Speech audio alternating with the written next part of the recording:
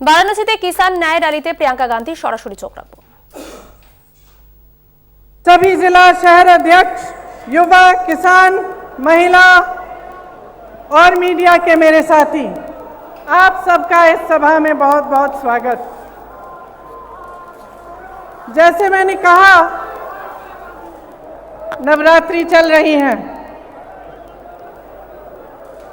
इस समय मुझे उचित लगा कि मैं आपसे अपनी दिल की बात कहूं।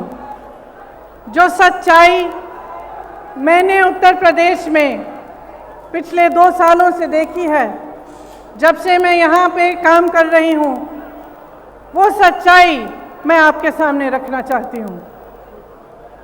शुरू में जब मैंने यहाँ काम करना शुरू किया तो एक घटना हुई यहाँ से कुछ ही दूर सोनभद्र में। इस घटना में 13 आदिवासी खेत में काम कर रहे थे। जब पुलिस प्रशासन की सहमति से कुछ लोग उनकी जमीन लेने की कोशिश कर रहे थे, वो लोग आए, ट्रैक्टर, जीप लेके आए और उन्होंने मारपीट की, गोली चलाई और 13 आदिवासियों को शहीद किया। सोनभद्र में नरसंहार हुआ। जब मैं उनसे मिलने गई तो मेरे मन में एक बात बहुत स्पष्ट मुझे लगी। जिस परिवार के पास मैं जा रही थी, वे कह रहे थे हमें मुआवजा नहीं चाहिए, हमें पैसा नहीं चाहिए किसी सरकार का, हमें न्याय चाहिए। लेकिन दीदी, हमें न्याय की उम्मीद नहीं है। उसके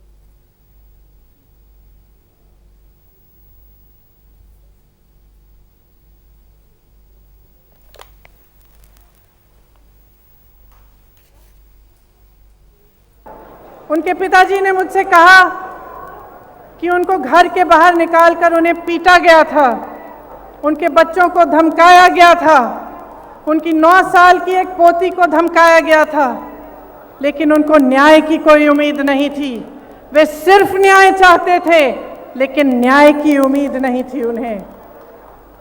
उन मामलों में भी भाजपा के एक पूर्व विधायक, भाजपा के एक प्रधान के बेटे, भाजपा के एक कार्यकर्ता, तीनों मामलों में वे इन्वॉल्व थे। उसके बाद कोरोना हुआ। कोरोना के समय जहां जहां से रिपोर्ट आई, वहां से वही रिपोर्ट आई कि जनता त्रस्त है, परेशान है और सरकार मदद के बजाय आक्रामक हो गई है। जो भी सुविधाएं थी, अगर कोई कहता था कि मेरे पास सुविधा नहीं है, मेरे पास ऑक्सीजन नहीं है, कोई अस्पताल ने कह दिया कि ऑक्सीजन खत्म हो रहा है, तो सरकार उन पर आक्रमण कर रही थी। उनको न्याय की उम्मीद नहीं थी, उनको ये उम्मीद नहीं थी कि ये सरकार संकट के समय उनकी मदद करेगी। उसके बाद हाथरस का हादसा हुआ, जिसमें आप सब ने देखा कि सरकार ने अपराधियों पर आक्रमण नहीं किया, सरकार ने अपराधियों को नहीं रोका, सरकार ने परिवार के सदस्यों को अपनी बेटी को की चिता जलाने से रोका। उनको ले भी नहीं गए साथ, पुलिस प्रशासन ने चिता जला दी। उस परिवार ने भी मुझे कहा कि दीदी, हमको न्याय चाहिए, लेकिन न्याय की हम उम्मीद नहीं रख सकते। आज लखीमपुर खेरी में जो हुआ, पिछले हफ्ते से हम देख रहे हैं। इस देश के गृह राज्य मंत्री के बेटे ने अपनी गाड़ी के नीचे, अपनी जीप के नीचे 6 किसानों को निर्ममता से कुचल दिया और सब परिवार, 6 के 6 परिवार ये कहते हैं कि हमें पैसे नहीं चाहिए, हमें मुआवजा नहीं चाहिए, हमें न्याय चाहिए। लेकिन हमें न्याय दिलवाने वाला इस सरकार में हमें नहीं दिख रहा है। आपने देखा कि सरकार पूरी तरह से उस मंत्री और उस मंत्री के बेटे के बचत में लगी रही। पुलिस और प्रशासन विपक्ष के नेताओं को रोकने में लगी थी। जब मैंने रात में वहां जाने की कोशिश की तब हर सड़क पे पुलिस थी, मुझे रोकने की कोशिश की, तमाम पुलिस के घेरे थे, नाकाबंदियां थी। जो परिवार है, पीड़ित परिवार है, उनके घरों में उन्हें नजरबंद किया गया, लेकिन अपराधी को पकड़ने के लिए एक भी पुलिस वाला नहीं निकला।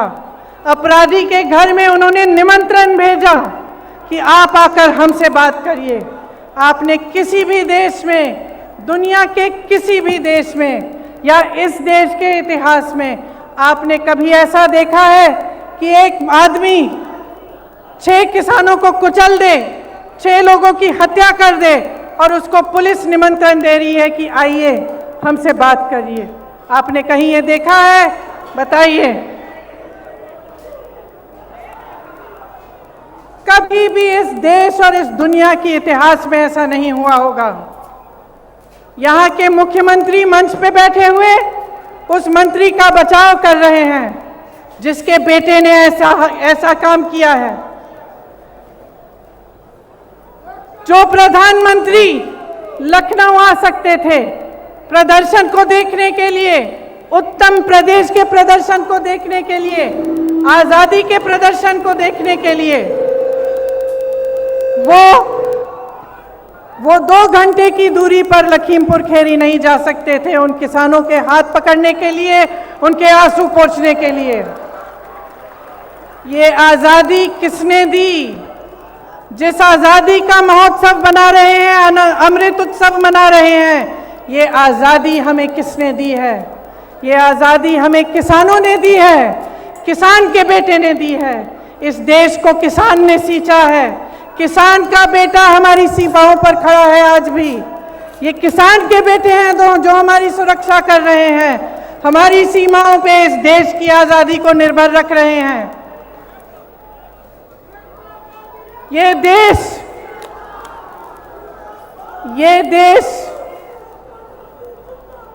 देश क्या है? ये देश एक आस्था है, एक उम्मीद है। इसी न्याय की उम्मीद पर इस देश को आज़ादी मिली। जब महात्मा गांधी जी आज़ादी की लड़ाई लड़ने के लिए गए तो उनके दिल में ये था कि मेरी जनता को, मेरे लोगों को, मेरे देश के किसानों, दलितों, मेरे देश की महिलाओं को, देश के गरीबों को न्याय मिलना चाहिए।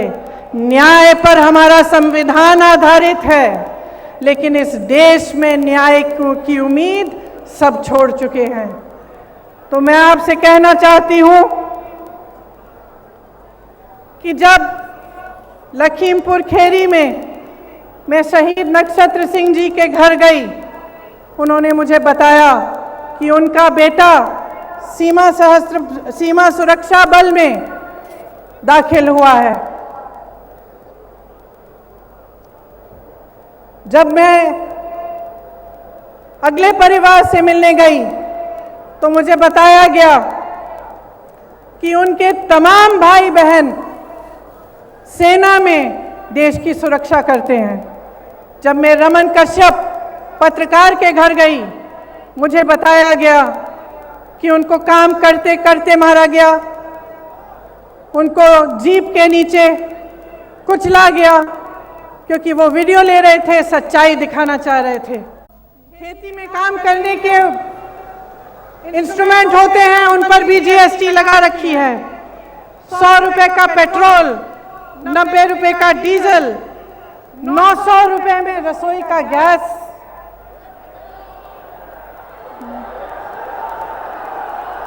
एक 1000 रुपए में रसोई का गैस। 23 करोड़ लोग गरीबी रेखा से नीचे चले गए हैं।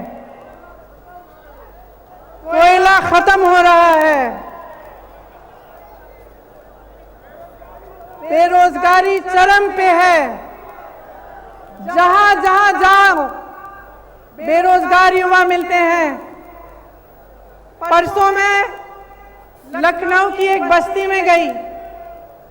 मैं इसलिए गई थी क्योंकि योगी जी ने एक ऐसे शब्द इस्तेमाल किए सफाई कर्मचारियों के प्रति, मेरी बहनों के प्रति, जो रोज सुबह अपने घर में झाड़ू मारती हैं, जो सफाई करते हैं, हमारे देश, हमारी शहरों को साफ रखते हैं, उनके प्रति उन्होंने अब शब्द कहे। तो मैं एक बस्ती में गई वाल्मीकि मंदिर में झाड़ू लगाने के लिए और उन सब से बात करने के लिए जो इस काम को अपनी आमदनी के लिए, अपने बच्चों को पढ़ाने के लिए करते हैं।